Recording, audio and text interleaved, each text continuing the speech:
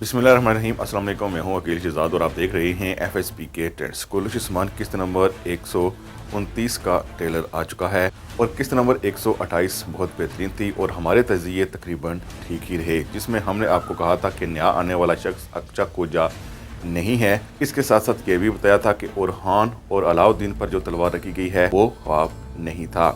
बहरहाल हम आते हैं किस्त नंबर 29 पे। क्या नाइमान की मौत होने वाली है? कन्फर्म आपको बताएंगे। इसके साथ साथ तैक 4 क्या एक बार फिर नाइमान को बचा सकता है?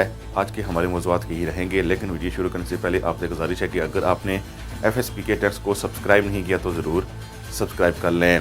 जैसा कि आप देखते हैं कि नाइमान फातिमा का पीछा कर रहा है। हमारे ख्याल में वो फातिमा को पकड़ नहीं पाएगा, बल्कि उस्मान बे वहाँ पहुँच जाएंगे। इसरगन बाना खातून यही कहेगी कि नाइमान को उसके हवाले किया जाए, लेकिन हमारे ख्याल में उस्मान बे नहीं मानेंगे और नाइमान का सर तन से वहाँ ही जुदा कर देंगे।